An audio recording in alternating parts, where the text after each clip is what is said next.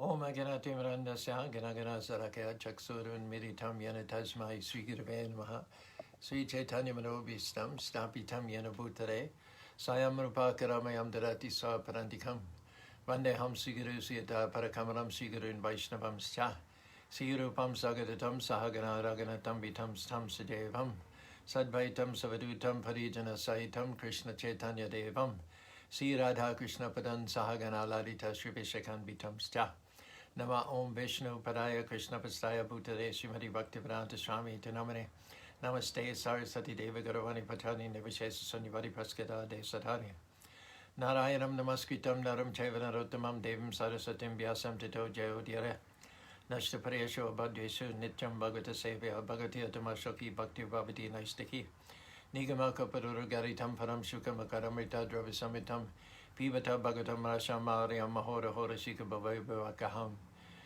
Krishna Swadam Apagate Damagan Vihisha Karunasta Dushamasha Paranako Dunoditaham Sri Krishna Chaitanya Prabhu Nityananda Sri Advaita Gadadhar Sri Vasadi Gaur Bhaktavinda Hare Krishna Krishna Krishna Hare Hare Hare Rama Rama Rama Hare Hare. Good morning one and all.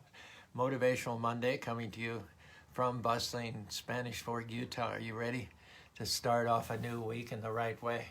Thinking of Krishna. Good morning, Sanjay.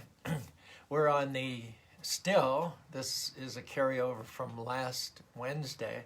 We didn't come to the end of our relishing or squeezing the nectar out of this particular verse. Therefore, this is part 2 of the 29th verse, the 3rd chapter, the first canto of the Srimad Bhagavatam. Good morning, Jimmy and Taruni. Janma Goyam Bhagavato Yaitad Prayato Nara Shayam Prato Grinam Bhaktya Dukkha Gramad Vimuchate.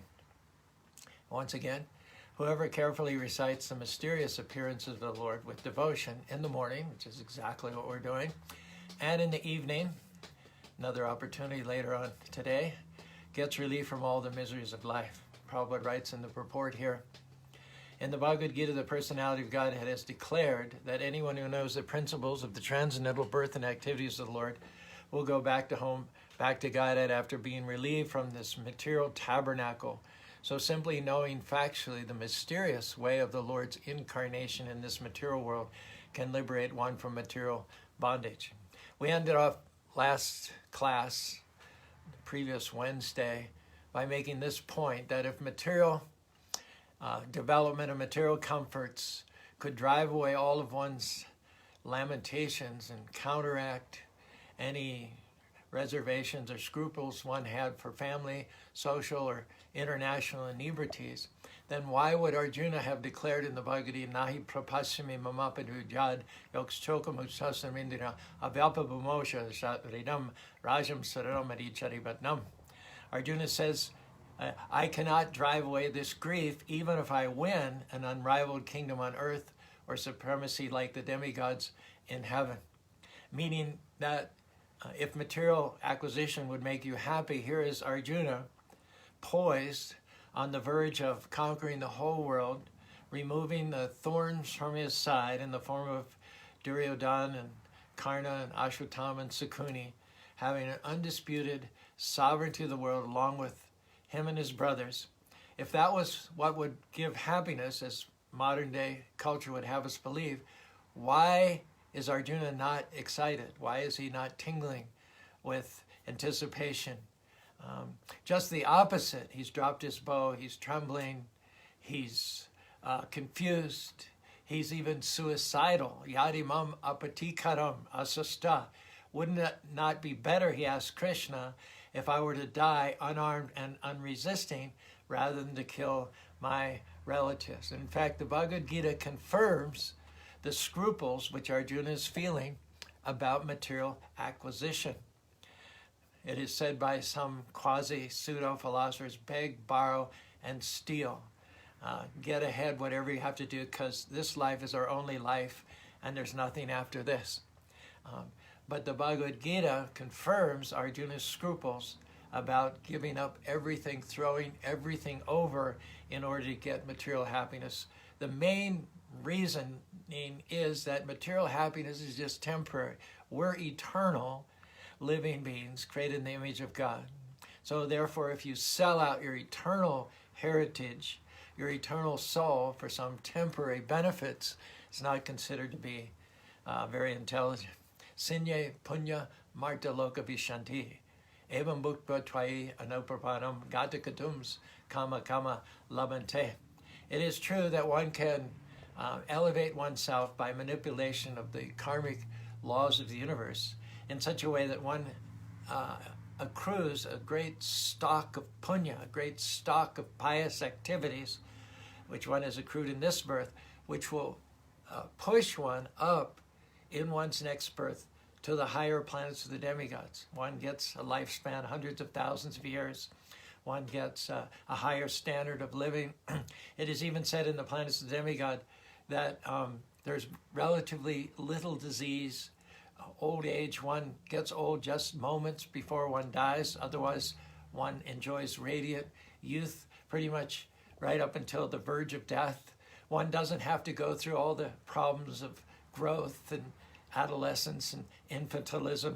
Said one is basically produced almost full grown in one's full maturity and healthiness. So all the material bangs are mitigated on the planets of the demigods, but there's one great shortcoming, and that is Dukale Masasutam, Abrahma Bhuvanaloko.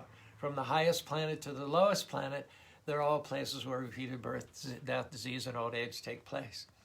So after finishing a huge, enjoyable lifespan as a demigod, one's sum total of pious activities are exhausted, and then one falls down again into this material world. Prabhupada says particularly politicians are subject. Someone who's a politician is almost enjoying the fruits of heavenly life on this planet. Politicians have influence, they have fame, they have wealth, they have the power to guide hundreds of thousands, if not millions and millions of people. It's almost like living as a demigod on this planet. However, the politicians have to guide the people towards progressive God consciousness. If sinful activities, slaughterhouses, liquor places, brothels are flourishing in the kingdom of the prime minister or the king or the president, then that king or president or prime minister has to accept 1/6 of the negative karma of all its constituencies. One astrologer said of Nehru, he did his chart after death and determined that, I'm not saying this is true or not, I'm not certifying it, but anyway, this is just hearsay, that one astrologer after Nehru passed away said that he had become a white dog in Sweden in his next life. Prahlad Maharaj echoes also the same sentiment. Nrsingadev, half man, half lion incarnation, has just delivered him from being tortured and attempted murder on behalf of Prahlad's father, Hiranyakashipu. Nrsingadev appeared as a half man, half lion. He stretched Hiranyakashipu on his lap and he bifurcated him, thus causing the soul of Hiranyakashipu to leave his body. And then Nrsingadev asked Prahlad to ask him any benediction. Nrsingadev is the Supreme Personality of Godhead. All wealth, all riches, all opulences are his creation. So he asked his devotee, his staunch and faithful devotee Prahlad, what can I give you? And Prahlad says, I'd have to be crazy to ask you for material happiness because we've got the best example of the shortcomings of material happiness right here in front of us in the form of the corpse of my father, Hiranyakashipu. My father was so powerful as a result of his austerities and the boon that he'd received from Lord Brahma that he usurped the throne of Indra. He ousted all the demigods and he was running the universe. He was so powerful from a material point of view that if he would just look askance, if he would just raise an eyebrow at any of these demigods, they would tremble in fear. And then look at him now. He's just a corpse. Reminds me of a song I sing sometimes. As a cloud is seated on air, so spirit supports the flesh. Take away the living force. Just chemicals lying there, a corpse naked and bare, not a twitch or wiggle, not a subtle wink or giggle, can't tickle it or puzzle it with a riddle, deaf, blind, mute, dumb, numb, can't reward it, can't ignore it, can't restore it, deader than a doornail, stiffer than a board. Only thing to return it, burn it, bury it, earth to earth, dust to dust, ash to ashes, infirm body versus immortal soul. Learn the difference, conquer ignorance, make a spiritual choice, sing out, give voice, rejoice, make some noise for the spiritual force. Hare Krishna, Krishna Krishna, Hare Hare, Hare Rama, Rama Rama, Hare Hare. There was the dead body, deader than a doornail, stiffer than a board of Hiranyakashipu, separated within an instant by the nails of Hiranyakashipu from all of his opulence, all of his fame, and all of his influence. Therefore, the Lord, bleeding inside vicariously on behalf of the living beings who are lost and confused and exiled from the eternal spiritual world, the Lord appears and exhibits Janma Karma Me Divyam, transcendental appearance and activities as welfare work for the people in general. So these manifestations of the Lord's internal potency are mysterious because we're in this material world. All the residents of this material world are here because of having forgotten God, basically having turned their back to God. But God, not having abandoned us, not having cut us off, rather redoubles his effort, extends himself to us, even in this material world, to try and beckon us back home, back to God. So the appearance of the Lord is mysterious because we're all here to enjoy our senses. So what's the Lord here for? It's like if you were in a prison house and you were to see the President of the United States in the prison house, the prisoners would look at each other and raise their eyebrows and big question marks. Like, we know what we're here for: petty thievery, bribery, extortion, attempted murder, armed robbery. But what in the world is the President of the United States here for? That would be a big question mark, a big mystery for the prisoners. So we're here because we're in material bondage. We are prisoners in this Mritu Shamsara, in this ocean of birth and death, disease and old age. But the Lord is here mysteriously, not for the same reasons that we're here for. He's here on a mission of mercy. It is said in the Bhagavad Gita, 38th verse of the 4th chapter, Nahi gyarina sadhusham povitam yavidyate tvatsayam yogasham siddhim kalinatmane vindati.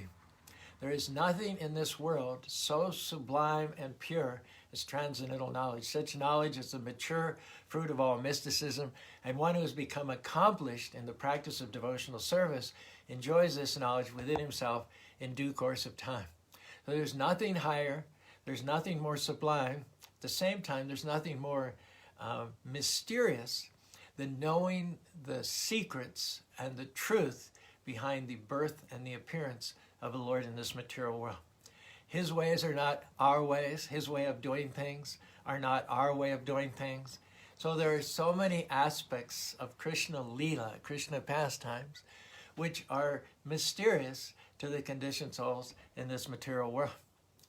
It's said that Maharaj Yudhisthira expressed great happiness. He had performed the Rajasuya sacrifice, and at the end of having performed the Rajasuya sacrifice, or rather at the beginning, it was customary to nominate the foremost personality, Purush Uttama, the most celebrated, most exalted personality who was assembled in the arena there. They would worship them, wash their feet, and sprinkle the water over the attendants, and then they would get on with the Rajasuya sacrifice. So Krishna was nominated, and Krishna was accepted by popular acclaim as the most exalted personality present there. So they prepared to do the worship for him. But Sisupal, who was also an invited king, who was also in the audience, he stood up, objected strenuously to Krishna being elected as the topmost exalted personality in the arena. And eventually it happened that, and I'll tell you the story in a little bit, but Sisupal was killed by Krishna. At first, Yudhisthira, the beneficiary of the Rajasuya sacrifice, and a staunch devotee of Krishna, was very, very happy that Sisupal was interrupted from continue his stream of abuse at Krishna. Devotees can't stand to hear their Lord reviled. So Yudhishthira initially was he was happy to have Sisupal's stream of abuse cut off. But then the next thing he noticed was that out of the dead body of Sisupal, his soul arose, emerged, and then merged into the body of Krishna. And Yudhishthira couldn't understand why that would have happened. That was mysterious to him, that he got sahuja mukti type of liberation that involves merging with the Lord, because normally there are two classes of transcendentalists. There are the jnanis, and the jnanis are philosophers and mental speculators who want to become one with the Lord. And that happens with the jnanis. Often they merge and become one with the effulgence, the Brahmajyoti of the Lord. But Sisupal was not a jnani, he was not a philosopher, he was not a mental speculator, just the opposite. He was a king, he was a worldly man, he was envious of the Supreme Personality of Godhead. Neither was he a devotee. Devotees never ask for liberation, but the Lord often awards them the liberation of having the same bodily features as the Lord, sharing the same opulence as the Lord, living in the same planet as the Lord. These are some of the types of liberation that are offered to the devotees. But Sisupal was neither a jnani, neither a mental speculator, nor a devotee. So how is it then that that type of liberation, which is impossible even for great transcendentalists, how did this enemy of the Lord attain this exalted position? And Maharaj Yudhishthira inquired from Narada Muni about the mysterious mercy, extension of mercy that Krishna gave to the envious Sisupal. Where is that verse? Okay, here it is. Aho ati adbhutam. Adbhutam means astonished, amazed. Yudhishthira was adbhutam. This was mysterious to him. Durlabh aikantikam api. Durlabh means very, very difficult to attain. Even great philosophers and ascetics and yogis failed to attain the type of liberation of merging into the Lord. So that the enemy of the Lord attained this was astonishing to Maharaj Yudhishthira. Vasudeva parad tadbe praptas chadyasha vidvishashaham. Maharaj Yudhishthira inquired, it is very mysterious that this demon Sisupal merged into the body of the Supreme Personality of Godhead, even though he was extremely envious. This sahuja mukti is impossible to attain, even for great transcendentalists. How then did the enemy of the Lord himself personally attain it? So it's explained that this was known to the Lord, but not necessarily to the people in general, nor apparently to Yudhishthira. The Lord knows our history. He knows our background. We are only seeing them in their present incarnation, their present manifestation. But the Lord sees all of us extending back into ancient history. It's all archived in the consciousness of the Lord. The Lord knew that originally Sisupal and Dantavaka had been the gatekeepers of the Lord named Jai and Vijay in Vaikuntha. And when they refused entrance to the four sages, the four Kumaras, they were cursed to take 3 births in the material world, either as demons or 7 births as devotees. They were given those 2 choices. After calculating, they decided they'd rather take 3 births as demons than 7 births as devotees, because they would get back to the Lord all the sooner, all the quicker. Moreover, they intimated that the Lord sometimes sends his pure devotees down into the material world to be enemies of the Lord, to oppose him. No ordinary mortal can oppose the Lord. No one can have that power. But the pure devotees of the Lord can be invested with such power as they can contend or vie with the Lord as an enemy. This gives the Lord a challenge. This gives him something to relish, just like when you were kids. A bunch of you were friends, but for the sake of adding a little spice to your play, you divided up some Indians and some cowboys, some cops and some robbers. And that just sort of gave a little extra something to the play, some drama and some spice that would not have otherwise been there. So the Lord banished for a certain period of time Jaya and Vijaya into this material world. They took birth as Hiranyaksha and Hiranyakashipu, whom we've already mentioned in this talk. They took birth as Kumbhakarna and Ravana. And then the third birth they took was as Sisupal and Dantarvaka. These were actually, unbeknownst to most people in the world, and Yudhishthira as well, these were devotees of the Lord who had come down as part of the Lord's pastime, as part of the Lord's Leela. And only the Lord knew that. This is called Vairanu Bandhena. They're acting the role as the Lord's enemy, which is beneficial to themselves. They get purified, and it also provides relishable pastimes for the living entities. And it doesn't matter that in that incarnation, they were full of lust, they were full of desire, they were full of anger, they were full of envy of the Lord, because the result was they're always meditating on the Lord. And even if you're meditating constantly and consistently on the Lord in intimacy, in envy, that is still to your benefit. The example is given in the Krishna book that there's one type of worm that lives in bolt holes in trees. Then there's a wasp who takes that worm for its food. So the wasp inserts itself into that bolt hole and is coming to eat the worm. The worm is seeing the wasp at the last moment of its life. It's full of anger and resentment that why should this wasp be gifted with the ability to come and end my life, take me away from my relatives, my family, and my kinsmen. The worm is thinking of the wasp in enmity and resentment at the time of death. The result of which is that worm takes its next birth as a wasp.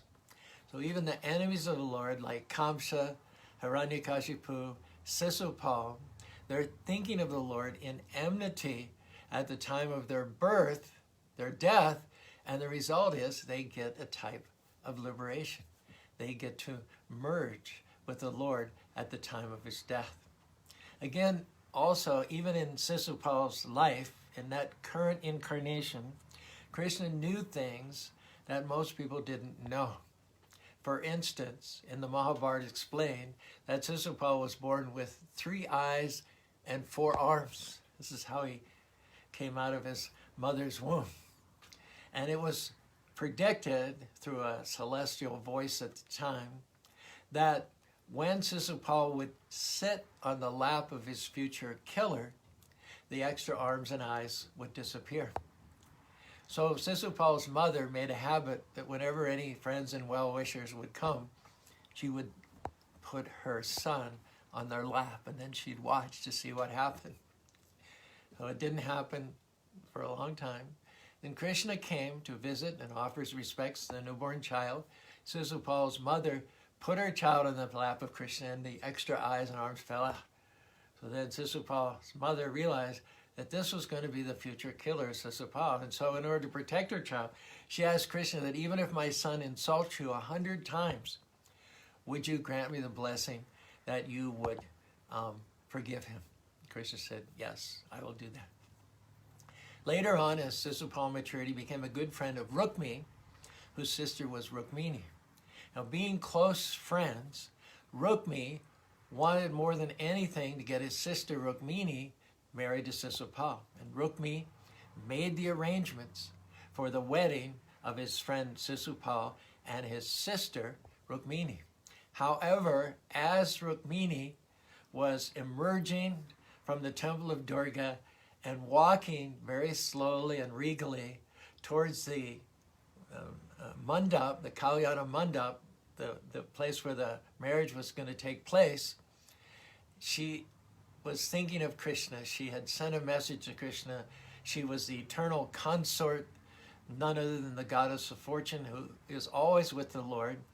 And so she was praying with all of her heart that Krishna would come and snatch her away, just as a lion snatches away something from the mouths of jackals. And sure enough, on her way to the marriage dais, and you can imagine Sisupal was so excited, he was so happy, he was just moments away from getting married to the most gorgeous celestial maiden in the entire earth, again like a hyena stealing something valuable from the sacrificial fire. Krishna came in on his chariot, and Rukmini lit up. This was her eternal husband, her eternal Lord, her eternal consort. She didn't need any prompting. She just got right up on the chariot of Krishna. Meanwhile, because of Rukmini's beauty, all the warriors, because ladies in those days were not on public display. Generally, they were with their maidservants, their sisters, their cousins, in privacy, in cloistered areas. Some aristocratic ladies have said the sun never saw them.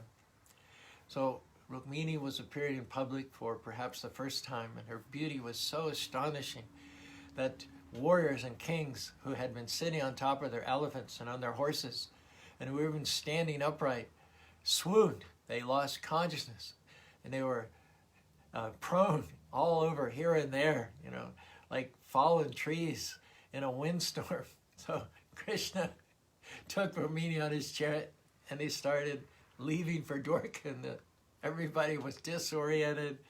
They were suffering from confusion and vertigo and over excretion of lust in their own hearts. And so it took them some time to gather themselves and send out an army in pursuit of Krishna. And Krishna, of course, could go at the speed of the wind. He could also fight a rear action to keep his pursuers at bay. He succeeded in getting Rukmini within the walls of the Dwarka fort and making her his wife. And Sisupal never forgot that. He simply burned with envy ever since then. And so when Krishna was nominated as the first person in the Rajasuya sacrificial ceremony, and his feet were being washed and his water was being sprinkled over the participants, Sisupal, you can imagine, I'm not gonna get the water from Krishna's feet on my head. And so Sisupal stood up, and in front of the whole assembly, he started reviling Krishna, saying that Krishna was no better than a thief who sold butter. He had robbed the cowherd girls of their clothes on the banks of the Yamuna River and misbehaved with them, compromised their modesty. And then he said, so what if in his childhood Krishna killed a bird, which was the Bakasura demon, a horse, the Keshi demon, a bull, the Vrishtasura demon? So what if he killed a duck, a horse, and a bull? Big deal.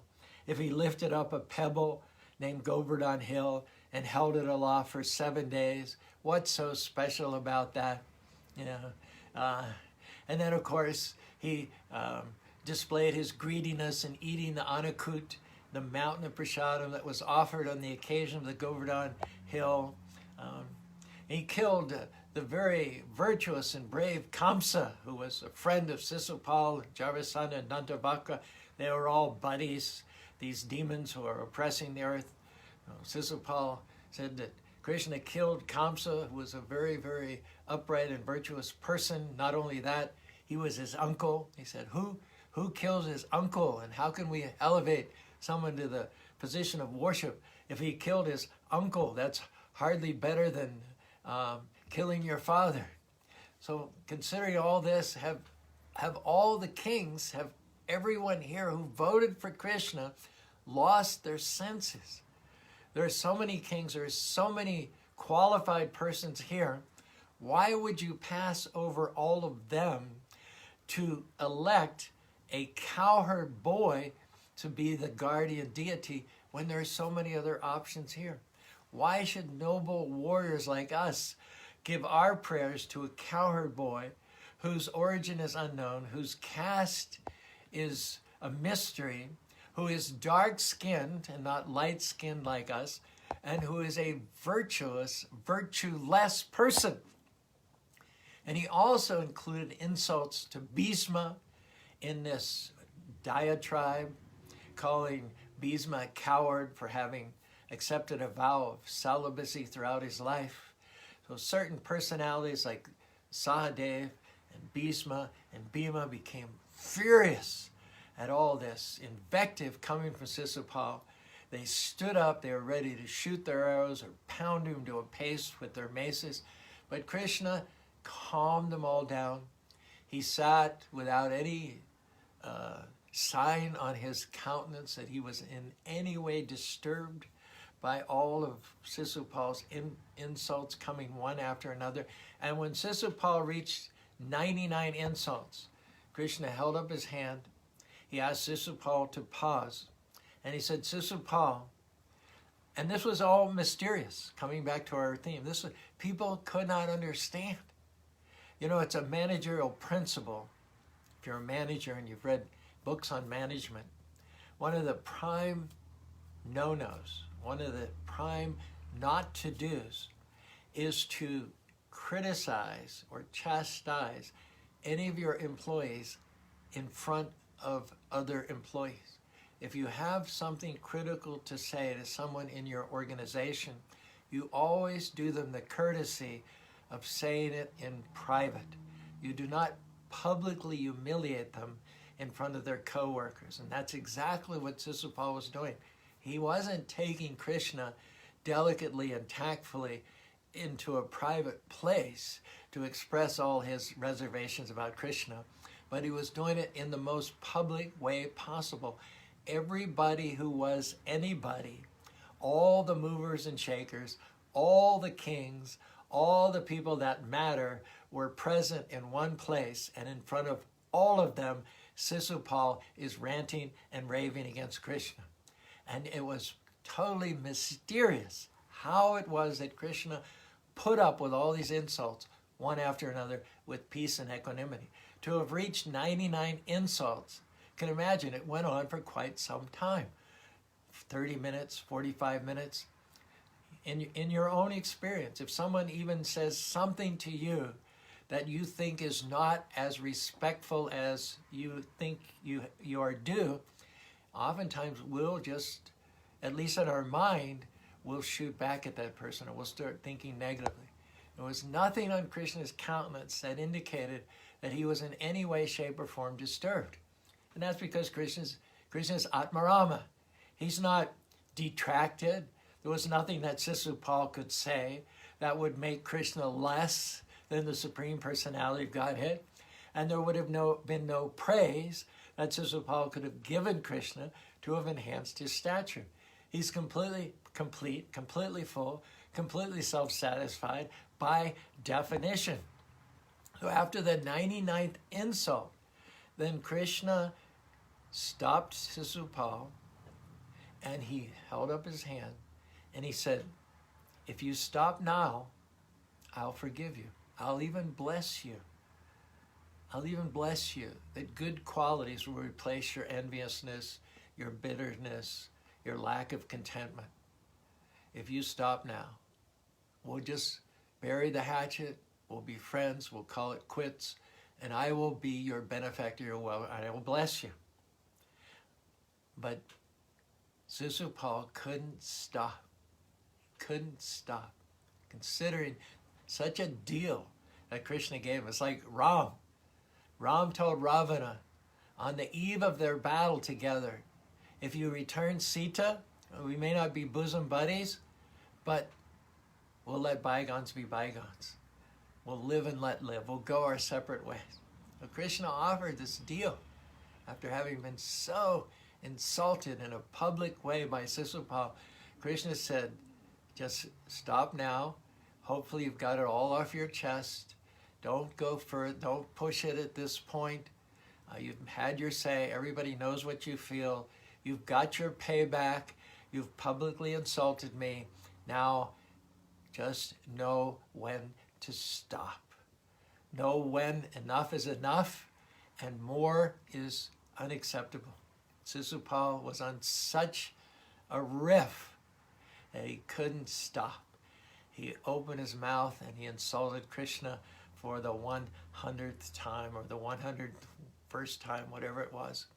And then Krishna took his Sudarshan chakra, his razor-sharp disc, and he flung it in the direction of Sisupal. It cut into his neck and it separated his head from his body. At this point, Maharaj Yudhishthira was very, very happy that Krishna had slain the wicked Sisupal. But when he saw the soul of Sisupal elevate and merge and become one with Krishna, Yudhishthira's happiness gave way to shock and bewilderment. And then over and above all that, he noticed that the blood from the severed head of Sisupal was making its way and falling on Krishna's lotus feet. And he was even more dumbstruck to witness that the life flame from Sisupal's body emerged and then merged into Lord Krishna. Yudhishthira asked Narada Muni, how could such an evil person like Sisupal have had such a glorious end? An end that great sages yearn for and perform penances for lifetimes in order to achieve. And Narada Muni explained to Yudhishthira, hatred and vilification, when they pertain to and are directed towards the Supreme Personality of Godhead, they can also be benedictory to the envious person. Said that the blood of Sisupal, the very life force running through his veins, had been saturated by the constant repetition of the name of Krishna. Krishna is unknown caste. Krishna is a cowherd boy. Krishna is a butter thief. Krishna compromised the modesty of the gopis. Krishna killed a duck. Krishna killed a horse. Krishna killed a bull. What are we hearing? Krishna, Krishna, Krishna, Krishna, Krishna. Even if such repetition was saturated with hatred and envy, it still amounted to Nam Shmaranam, constant remembrance of and repetition of the name of Krishna. Sisupal had Krishna in mind at all times, whether he was sleeping or waking, eating or talking. And because of this constant remembrance of Krishna, Lord Sisupal's soul merged into him. This is mysterious. No one can understand. Only Krishna. Vedaham samadhitani vartamani charjana bhavishani chibu mam tu vedana kashtanam. I know everybody, but everybody doesn't know me. He knew that Sisupal had been a liberated soul, a gatekeeper, guarding the entrance to Vaikuntha. He knew that. Even if you haven't got anything in your past to your credit, Krishna still knows of what you are capable. So we should never take the position of Krishna and judge another. We know the things that you can do to be eligible for the mercy of the Lord. You can attend the temple, you can chant Hare Krishna, you can take prasadam, you can learn verses of scripture, you can donate to the temple. None of these should ever be abandoned by someone whose goal it is to have affection and awaken love for Krishna. But these things do not purchase Krishna. Ultimately, we get liberated, we get free from bad habits and qualities. We get disentangled from our karma through the mercy of Krishna. Atapi te deva padambuja dvaya prashada lashana grahite avahi janatantam bhagavan mahimo nachanyo ekopi charan vichanvan. Ultimately, nobody is saved, save and except through the mercy of Krishna. And performing all pious and righteous and religious and devotional activities puts us in the pool of people who are eligible for the mercy of the Lord. But if you think that because you're doing this and this and this and this, that you're guaranteed, that you have forced the Lord by your actions to extend his mercy to you, you could do those pious activities and those devotional activities for millions and millions of births and still not get the result. On the other hand, the Lord is perfectly free and independent. He can extend his mercy to anyone. He knows our history going back many, many incarnations. He knows our future of what it is that we are capable. And so oftentimes the result of Krishna's appearance and activities is in the faces and in the minds of those who are witnesses to it, a cause for astonishment, a cause for amazement. How in the world? How in the world? Some devotees have said as regards to Mother Yashoda, the mother of Krishna. Now, how can anybody be the mother of God? He's the cause of all causes. Everything comes from him. How can he come from a mother? This is mysterious, you see. Krishna is the Supreme Personality of Godhead, and yet the gopis are amazed that Krishna is sucking the milk from her breast, like that. And that same Krishna who's sucking the milk from the breast of Mother Yashoda, just like an ordinary child, lifted a huge mountain with the little finger of his left hand and held it for 7 days like a toy. It's amazing. It's mysterious. Another cause for mystery, another example is Narakasura was a demon who was, like Susupal, envious of Krishna. Narakasura at one point mustered 11 Akshohinis of soldiers against Krishna. An Akshohini is approximately 205,000 soldiers divided into cavalry, infantry, charioteers, and elephants. And all these 11 Akshohinis, I don't know what, 205,000 times 11, well over 1 million soldiers, charioteers, infantrymen, cavalry, and elephant riders were throwing weapons towards Krishna, who was solo. He was contending with them single-handedly.